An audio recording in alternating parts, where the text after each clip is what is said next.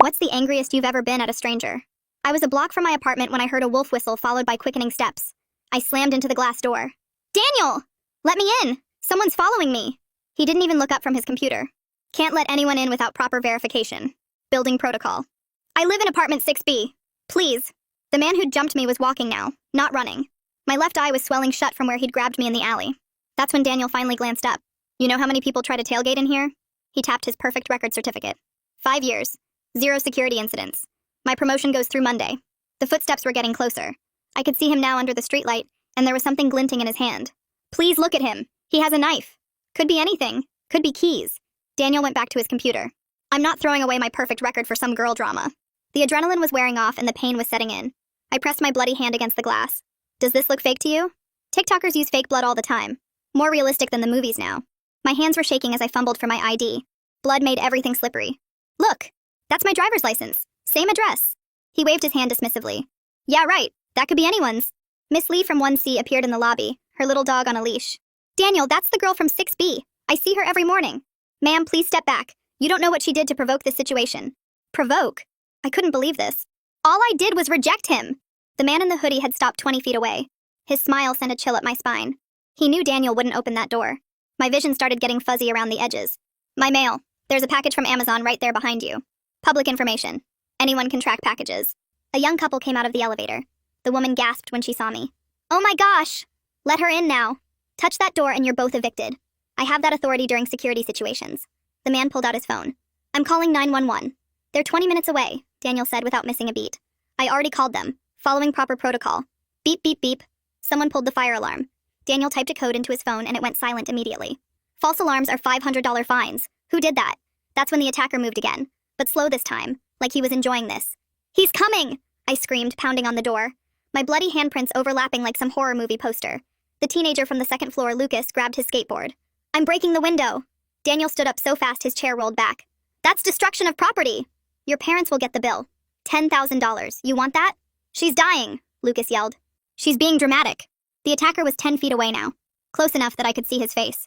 He stopped at the broken buzzer panel and laughed, then looked right at Daniel through the glass and gave him a thumbs up. See?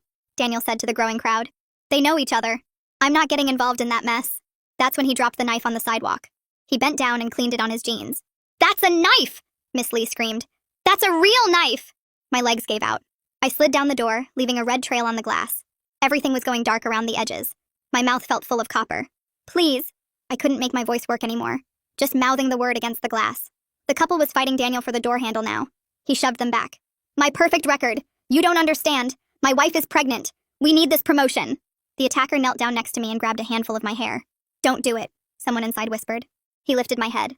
SLAM. The glass cracked. Slam. Blood sprayed across the door, painting the entrance like modern art. I couldn't see anymore. Open the door! Everyone was screaming now. The glass alone is $8,000 to replace. He's leaving. Look, he's walking away. No need to open it now. The last thing I heard before everything went black was Daniel's voice. See? The threat has passed. I maintained protocol.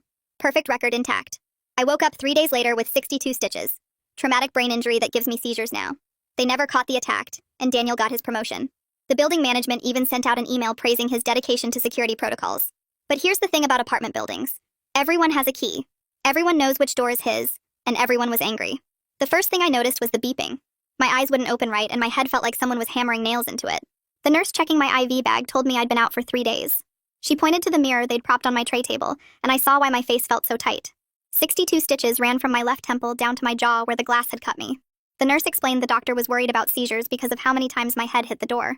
My throat hurt so bad I could barely swallow, and she said that was from all the screaming. A detective showed up that afternoon with a notebook and tired eyes. He asked me to describe the attacker, but the pain meds made everything fuzzy. I remembered the hoodie and the knife, but not his face clearly. The detective kept looking at his phone while I talked and finally said they'd do their best. But without good footage or witnesses who saw his face, it would be hard. He wouldn't look at me when he said that. Dr. Heath Schmid came by the next morning with a clipboard full of papers about my brain injury. He said I'd need special medicine to prevent seizures for at least a year. Then he started listing everything I couldn't do anymore. No driving because a seizure could cause a crash. No swimming alone in case I had one in the water. No using certain machines at my job that could hurt me if I lost control. Each thing he said made my world smaller.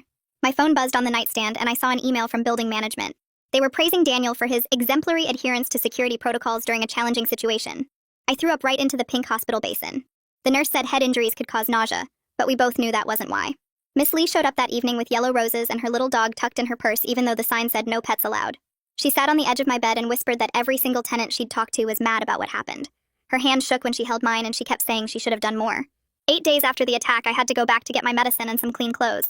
My legs locked up the second I saw Daniel sitting at his desk through the glass door. He looked up when I walked in and just stared through me like I was invisible. I made it to the elevator before my chest got tight and I couldn't breathe. I sat on the floor between the second and sixth floor for 20 minutes trying to stop shaking. When I called building management to file a complaint, the woman on the phone sounded like she was reading from a script. She said Daniel had followed all established protocols, and security personnel couldn't make exceptions based on emotional appeals. I put her on speaker and recorded the whole thing on my phone. The medical bills started showing up a week later.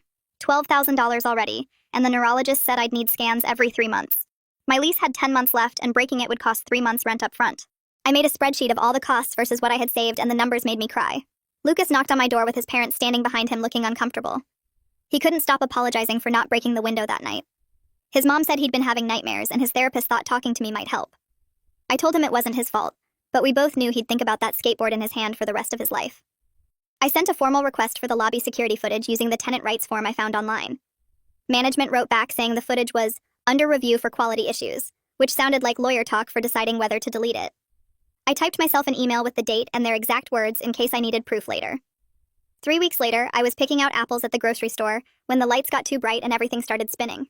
My hand went numb and the apple rolled away as I hit the floor hard. My body started shaking and I couldn't control it. The produce guy ran over and turned me on my side while someone else called 911. A woman held my head steady and kept talking to me even though I couldn't answer. More people gathered around to help block the view from other shoppers. The paramedics got there in 8 minutes and stayed with me until the shaking stopped. They helped me onto the stretcher, and one of them said she'd seen this before with head injuries. The whole time these strangers showed more concern than Daniel had when I was bleeding at that door. My boss called the next day while I was still foggy from the seizure. He talked about accommodation options, but what he really meant was unpaid leave. The medical bills were already crushing me, and rent was due in 2 weeks. He kept saying the company needed someone reliable for the position. We went back and forth for 20 minutes before settling on reduced hours. Every compromise felt like something else Daniel had stolen from me by not opening that door. I couldn't work the morning shift anymore because the medication made me too drowsy. They moved me to afternoon data entry where I wouldn't interact with clients. The pay cut meant choosing between groceries and the electric bill some weeks. I found Claire Perry's name on a legal website for premises liability cases. Her office was on the 4th floor of an old building downtown. She listened to my whole story without interrupting once. When I finished, she leaned forward and said, Daniel's refusal could be gross negligence.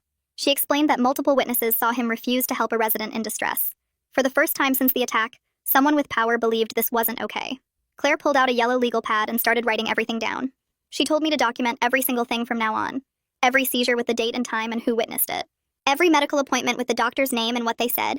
Every email or call with building management and their exact words. She handed me a symptom journal with columns for tracking everything. She also gave me an expense tracker to log every penny this was costing me. The structure of having something to do every day made me feel less helpless. 2 days later, my phone rang from an unknown number. The voice said his name was Raj Zimmerman, and he was a journalist. Another tenant had told him about what happened, and he was investigating something bigger. He said he was looking at how companies use metrics to override basic human decency. He wanted to understand what happened that night and what came after. I agreed to talk if he didn't use my name at first. We met at a coffee shop near the hospital where I had another appointment. He recorded everything on his phone and took notes in a small notebook. He asked detailed questions about Daniel's exact words and the timeline of events. He seemed especially interested in how fast Daniel silenced the fire alarm. Someone in the building created an anonymous post about the attack on our Facebook group. Within hours, tenants started sharing their own stories about Daniel. An old man couldn't get in during a blizzard last winter. A mom with a screaming baby was left outside for 10 minutes. A woman in a wheelchair was denied entry when her card reader broke. The stories kept coming, and suddenly I was getting messages from neighbors I'd never met. We started a private group chat that grew to 15 people in 2 days. Everyone had a Daniel story, and everyone was mad. Lucas knocked on my door on a Saturday morning looking like he hadn't slept. His parents were behind him but stayed in the hallway. He couldn't stop apologizing for not breaking the window with his skateboard. His mom said he'd been having nightmares about that night. His therapist thought talking to me might help him process the guilt. I told him it wasn't his fault, but we both knew he'd carry this forever. He asked if he could write a witness statement even though his parents didn't want him involved. His mom started to object, but his dad put his hand on her shoulder. Lucas said he needed to do something to make it right. I gave him Claire's contact information and watched the 16-year-old kid find his courage. The persistent auras started 2 days before my next appointment with Dr. Schmid. Lights would leave trails when I moved my head too fast. He adjusted my medication again and explained that brain injury recovery wasn't linear. We might need to try several combinations before finding what worked. The new pills made me drowsy, but at least the room stopped spinning. He scheduled another scan for the following month to check for changes. Raj called me a week later with an update on his investigation. He'd filed public records requests for the 911 calls from that night. He also requested the fire alarm logs to see how fast Daniel really silenced it. He explained these requests often revealed patterns that organizations tried to hide. The city had 45 days to respond, but sometimes took longer. We'd have to wait at least 3 weeks for any real information. Meanwhile, Claire was moving on the legal front with building management. She sent a formal preservation letter demanding they maintain all security footage and records. The certified mail receipt showed Will Proctor signed for it himself. She explained this meant they couldn't claim ignorance if evidence suddenly disappeared. The letter also put them on notice that we were prepared to take legal action. Every step forward felt small, but they were adding up to something bigger. Miss Lee knocked on my door the next morning holding a yellow legal pad covered in notes. She'd spent 3 hours on the phone with the state licensing board learning about their complaint process. Her handwriting was neat and tiny as she showed me the key part she'd underlined twice. Security personnel in our state have to preserve life and safety above all other considerations according to their licensing requirements. She'd already started a spreadsheet with dates and names of tenants who'd been refused help by Daniel. The elderly man from 3rd floor who couldn't get in during last winter's blizzard was first on her list. Then came the single mom from 5A whose keycard stopped working while her baby screamed in the cold. Miss Lee had 12 incidents documented already, and said more people were coming forward every day. My phone buzzed with an encrypted message from someone calling themselves Maintenance Anon. They'd attached screenshots of the building's security system logs from the night of my attack. The timestamp showed Daniel's keycard silencing the fire alarm in exactly 12 seconds. Another log entry showed he never checked any camera feeds or emergency exits before turning it off. He just heard the alarm and immediately shut it down to avoid the fine. I forwarded everything to Claire, who called me within minutes. She kept saying this was the smoking gun we needed because it proved Daniel prioritized money over checking if someone needed help. The logs also showed he'd done this 16 other times in the past year, always silencing alarms in under 20 seconds without any safety checks. 2 days later, Will Proctor called Claire's office with a settlement offer. 3 months free rent if I signed an NDA and dropped all claims against the building. Claire put him on speaker so I could hear his nervous voice explaining this was a generous offer given the circumstances. She muted our side and shook her head at me before unmuting to tell him the offer was insulting. But we countered with demands for full security footage from that night plus all building records related to Daniel's employment. Proctor stammered something about needing to check with corporate and hung up. Claire said his panic meant they were scared of what else might come out. The tenant group chat exploded to 37 members within a week. Everyone had a Daniel story and they all followed the same pattern. He'd use protocol as a weapon to deny basic human help. The woman in the wheelchair from 2B couldn't get in when the card reader broke, and Daniel made her wait 40 minutes for maintenance instead of just opening the door. A delivery driver having an asthma attack was told to wait outside because he wasn't a tenant. An elderly man fell on the sidewalk right in front of the door, and Daniel wouldn't leave his desk to help because it was outside the building. Each story made my stomach hurt worse because this wasn't about one bad night anymore. This was years of cruelty hiding behind rules. Claire scheduled Daniel's deposition for the following month, and I sat in the conference room watching him through the glass partition. He wore a cheap suit and kept touching his wedding ring while the court reporter set up her machine. When Claire started asking questions, his answers made my skin crawl. He talked about his pregnant wife needing the promotion money for their new apartment. He explained that people try to manipulate security guards with fake emergencies all the time. He used the phrase emotional manipulation 4 times in 20 minutes. When Claire asked about my bloody handprints on the glass, he said, "Blood doesn't automatically mean someone's telling the truth." He mentioned TikTok pranks and crisis actors and people trying to get viral videos. He genuinely believed he'd done the right thing by keeping me out. He said he was protecting the building from an unknown threat, meaning me. The woman begging for her life was the threat in his mind, not the man with the knife. 3 weeks passed before the tenant meeting about building safety. I almost didn't go, but Lila from 4B convinced me it was important to show up. The community room was packed with 40 people all talking at once about Daniel and building security. I sat in the back trying to stay invisible when suddenly my vision started doing that weird tunnel thing. The fluorescent lights left trails when I moved my head and I knew what was coming. My hand started shaking first, then my whole arm. Someone screamed when I hit the floor and my body went rigid. I could hear everything but couldn't respond while my muscles locked and released over and over. Lila pushed through the crowd and turned me on my side while timing the seizure on her phone. She kept everyone back and stayed calm the whole time, talking to me even though I couldn't answer. When it finally stopped after 3 minutes, she helped me sit up slowly and checked my vitals with practiced efficiency. She was a registered nurse and knew exactly what to do. That night, she started organizing a tenant safety network where people could call each other for help instead of relying on building security. She created phone trees and buddy systems and emergency protocols that actually prioritized helping people.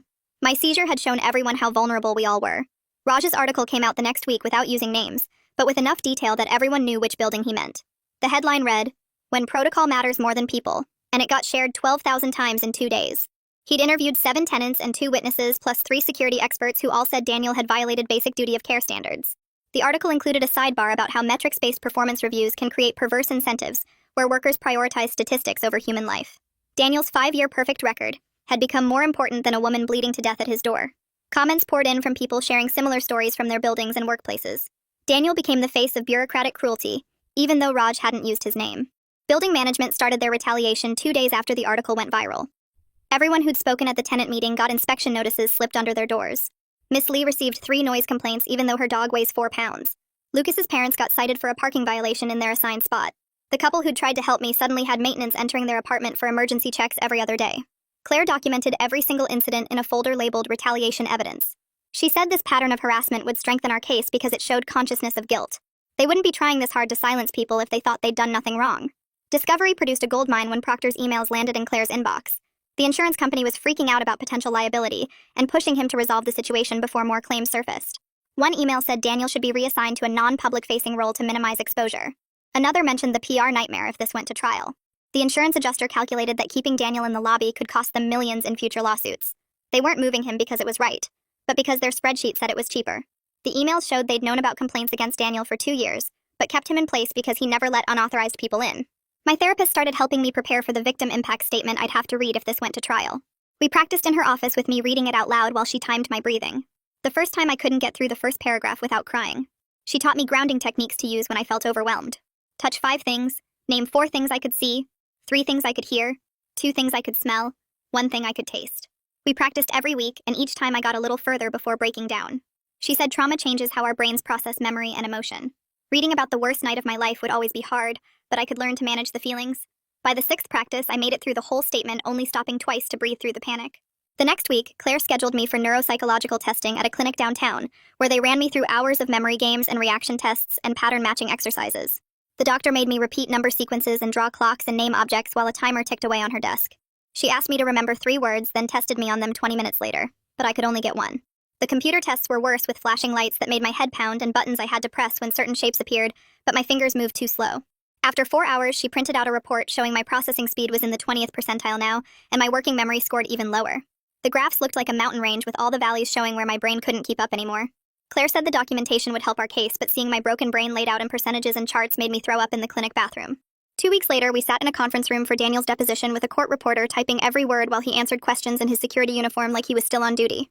Claire asked him about the fire alarm, and he admitted typing his code in right away without checking any exits or cameras first.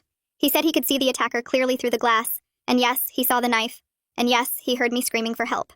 When she asked why he didn't open the door, he straightened his shoulders and said he was protecting the building from an unknown threat, which meant me bleeding on the doorstep. Claire made him repeat 3 times that he chose protocol over helping a woman begging for her life, and each time he said it, prouder like it proved he was right. The security company's technician came in next with printouts showing Daniel's login timestamps from that night. The data proved he silenced the alarm in 12 seconds, which wasn't enough time to check anything like he claimed. The technician explained their system logs every action, and Daniels showed he never accessed the camera feeds or checked any other doors before deciding not to help me. He pulled up more logs showing Daniel had the fastest alarm silence time of any guard in the company, which he'd bragged about in emails to his supervisor. The evidence was so clear that even the company lawyer looked uncomfortable as their own system proved Daniel was lying about investigating before making his choice. 3 days later in therapy, I was talking about the attack, when suddenly I remembered the attacker giving Daniel that thumbs up and laughing. The memory hit me so hard I started shaking, and my therapist had to walk me through breathing exercises to calm down. She said trauma memories often come back in pieces, and this detail showed how the attacker understood Daniel wouldn't help, which meant institutional failure enabled individual violence. We spent the rest of the session processing how Daniel's reputation for never letting anyone in might have actually encouraged my attacker to be bolder, knowing I'd be trapped outside. Management's lawyer called Claire the next morning with a settlement offer that would cover my medical bills plus some extra if I signed an NDA agreeing never to discuss what happened. The number was big enough to pay everything I owed, but signing meant I could never warn other women about that building or tell anyone how Daniel left me to die. Claire said I had 24 hours to decide, and I spent them staring at my bills versus my conscience. The money would fix my immediate problems, but staying quiet felt like betraying everyone who might face the same thing. I called Claire back and said no, which made her proud, but my bank account screamed at me for weeks afterward.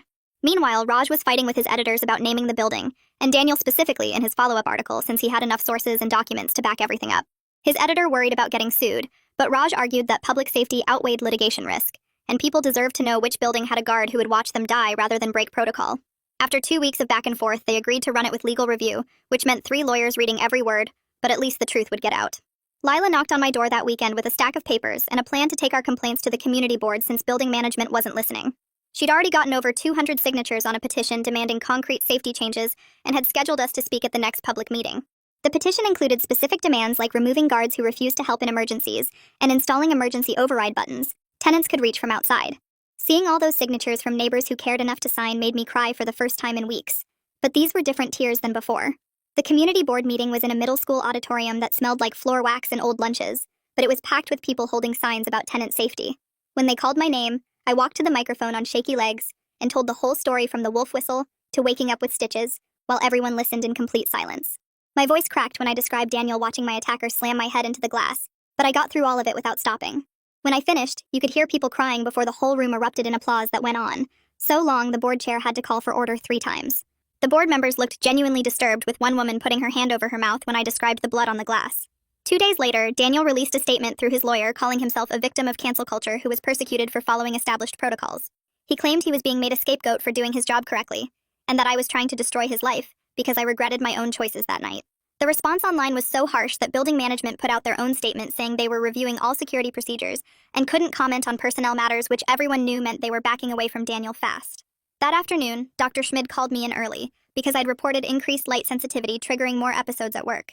He adjusted my medication again, trying a new combination with fewer side effects, and within a week I could finally read for more than 20 minutes without the words swimming around.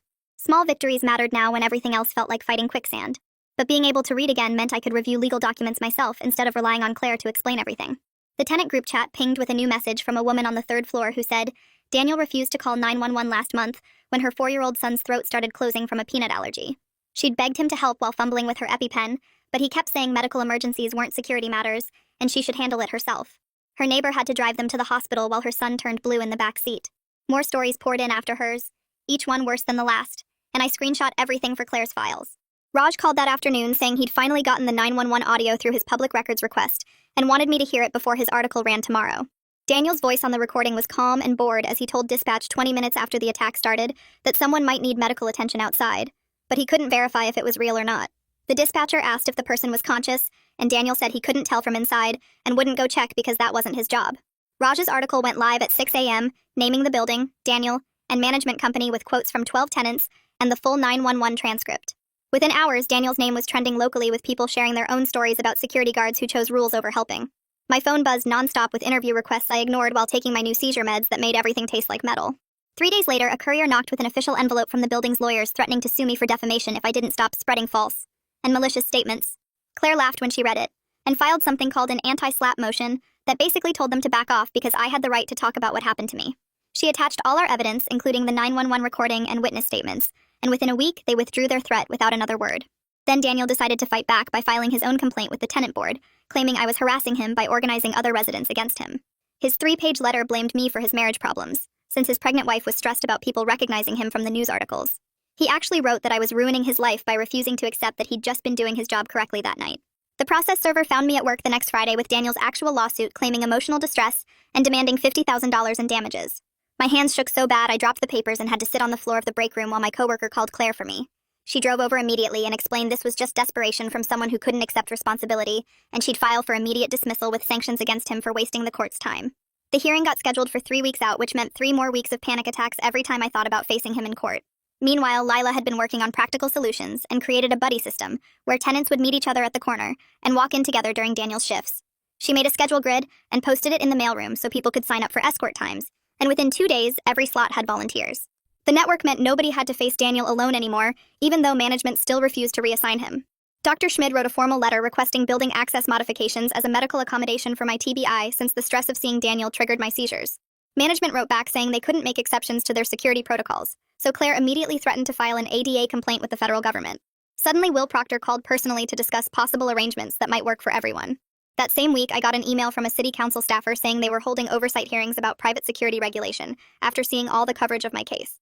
They wanted me to testify about the need for de-escalation training and Good Samaritan requirements for licensed security personnel. The hearing was in 2 weeks at City Hall, and they said my testimony could help change the rules for every building in the city. Miss Lee texted me a video she'd secretly recorded of Daniel the previous night when an elderly man's keycard stopped working in the rain. The old man stood there getting soaked while Daniel sat inside, refusing to manually unlock the door because the man couldn't prove he lived there even though Daniel saw him every day. She posted it on Twitter with the caption about Daniel being the worst security guard in America, and within 2 days, it had 8 million views. The comments section turned into thousands of people sharing stories about heartless security guards and tagging news outlets to cover the pattern. The building's insurance company must have seen the viral video because they sent management a letter threatening to raise premiums by 40% unless they addressed what they called significant liability exposure from security protocol issues.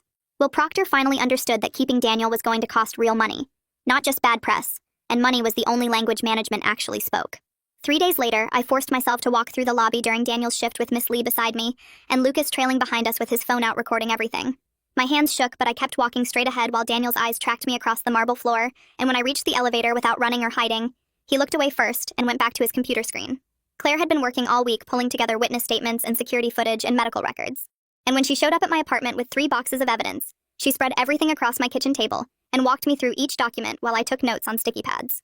The complaint to the state licensing board was 40 pages long with 43 supporting documents attached, including the maintenance worker's logs showing Daniel silenced the fire alarm in 12 seconds, and the 911 audio where he waited 20 minutes to call and told them someone might need medical attention. Claire drove me to the state office building where we filed everything in person, and got a stamped receipt, and the clerk behind the counter read the first page and immediately called her supervisor, who came out and promised an investigation would open that same day. 2 weeks passed before we got the letter saying an oversight hearing was scheduled for next month, and subpoenas were already going out to the building for all their security records and policies and training materials. Will Proctor called Claire's office within hours of getting his subpoena and tried to negotiate what documents they'd have to produce, but Claire told him the law required everything and hung up on him. Meanwhile, Raj had been interviewing security guards across the city and found 12 other buildings where guards had refused to help people in emergencies because of their metrics, and he published this huge investigation showing how these policies hurt people everywhere. My story was just one example in this bigger pattern where companies valued perfect records over actual safety, and the article got picked up by national outlets, and suddenly reporters were calling me asking for comments. Dr. Schmid spent a whole afternoon going through my medical records and wrote this detailed timeline showing exactly how my injuries got worse each minute. Daniel refused to open the door, and he was included brain scans showing the damage from my head hitting the glass. His report was 8 pages of medical terms I didn't understand, but Claire said it proved causation, which meant they couldn't claim my injuries would have happened anyway. And when officials read it, they'd understand Daniel's choice directly caused my brain injury. The hearing date came faster than I expected, and I sat in the back row watching Daniel take the stand first, where he still insisted he'd done nothing wrong and kept talking about his perfect record and his promotion. The hearing officer asked him directly if he prioritized his record over my safety, and Daniel actually said yes because following protocol was his job, and then he added that I'd probably done something to deserve what happened anyway. The whole room went silent, and even his own lawyer looked shocked and tried to get him to clarify, but Daniel kept digging deeper, saying women make up stories all the time for attention, and he wasn't going to risk his career for drama. When it was my turn to testify, I walked slowly to the front because the room was spinning a little from my medication. But I sat down and spoke clearly about that night, and when I needed to pause because I felt dizzy, everyone waited without rushing me. I didn't cry or yell, but just told them exactly what happened and how it felt to beg for my life while someone worried about a promotion, and when I finished, several people in the audience were wiping their eyes. 3 days after the hearing, Will Proctor sent out a building-wide email announcing Daniel was reassigned to the overnight shift at their parking garage location with no interaction with residents. And they were implementing new protocols requiring all security personnel to provide immediate assistance to anyone in distress. It wasn't enough, but at least I'd never have to see him at the front desk again, and other people wouldn't go through what I did, even though he still had a job, which made me sick. The licensing board sent their decision 2 weeks later, putting Daniel on 2-year probation with monthly supervision required and mandatory crisis intervention training that he had to pay for himself. And if he had one complaint during probation, he'd lose his license permanently. My lawyer said it was actually a strong punishment for a first offense, but it felt weak to me considering I have seizures for life because he wouldn't open a door, but at least there was some accountability. The mediation happened in a conference room downtown, where their insurance company's lawyers offered to cover all my current medical bills, plus ongoing treatment for 5 years with limited confidentiality, meaning I couldn't say the exact amount, but could still talk about what happened. Claire whispered that we could fight for more, but trials take years, and I needed the money now for my medications and therapy and missing work for appointments, so I nodded and signed the papers. The check would come in 30 days, and even though it wasn't justice, it was something real that would help me survive what Daniel's choice had done to my life. When the settlement paperwork arrived by courier 3 days later, I signed it in front of the tenant group that had gathered in Miss Lee's apartment. Some of them shook their heads when they saw the amount, but they understood when I explained how the medication costs alone were eating through my savings every month. The money meant I could stop choosing between seizure meds and groceries. 2 weeks after that, Lila called a meeting in the community room where 38 tenants showed up with notebooks and laptops. They voted in representatives for each floor and set up monthly meetings with management that Will Proctor had to attend whether he liked it or not. The escort network that started informally became an official system with a schedule posted by the mailboxes and everyone's phone numbers on a laminated card. Small changes started happening too, like better lighting by the side entrance, and a working emergency button that went straight to 911 instead of just Daniel's desk. Management approved my transfer request to Unit 1F near the side door after Claire sent them another ADA complaint threat. The movers came on a Tuesday morning, and I watched them carry my boxes past the main lobby, where Daniel still sat during day shifts, though nobody talked to him anymore. The new apartment was smaller, but I could get to my door without passing him, and that made the lost square footage worth it. My hands only shook a little when I signed the new lease. 6 months after the attack, Raj called to check in for his follow-up article. He came to my new apartment with his recorder and notepad, but mostly just listened while I talked about still having seizures twice a month, and still jumping when doors slammed and still not being able to work full-time. He wrote about progress that wasn't linear, and healing that wasn't pretty, and systems that changed too slowly to save the people who needed them. His article ran with a photo of the tenant escort schedule and a quote from me about how surviving isn't the same as thriving, but sometimes it's enough. Dr. Schmidt adjusted my medication again at our appointment the following week and showed me charts of my seizure frequency, dropping from daily to weekly to now just once or twice monthly. He said we'd monitor for another year, but the trajectory looked good, and maybe someday I could even try reducing the dose, though we both knew that was optimistic. I left his office with a prescription that would actually work now that I had settlement money to pay for it. 3 weeks later, I was getting my mail when footsteps echoed in the parking garage. Daniel walked past in his new overnight uniform, looking smaller somehow with dark circles under his eyes, and nobody to talk to during his shifts. The other security guards avoided him, and I heard from Miss Lee that his wife had moved back to her parents' house when she was 7 months pregnant. He saw me standing there, but just kept walking to his post in the far corner where he'd spend the next 8 hours alone watching cars. No confrontation, no dramatic words, just the quiet reality of consequences finding him one small loss at a time. That night, I sat at my laptop and typed out a post for the building's Facebook group that had grown to include former tenants and their friends who'd followed the story. I thanked everyone for the escort walks and the meeting attendance and the witness statements that helped build the case. I wrote that the attacker was never caught and probably never would be, and that some nights I still woke up feeling his hands in my hair.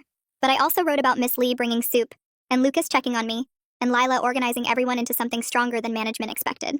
I wrote that justice came in pieces, not all at once, and healing happened in community even when systems failed.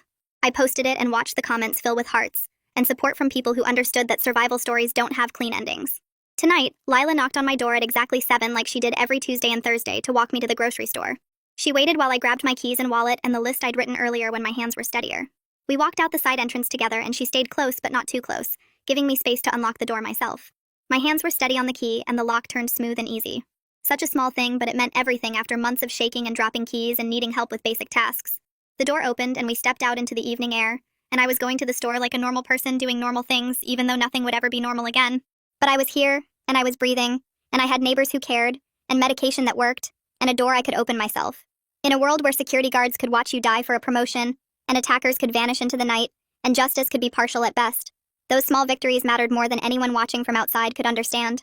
Thanks for hanging in there with me through all the questioning and wondering. Really enjoyed exploring these moments right alongside you all. Subscribe for more content like this.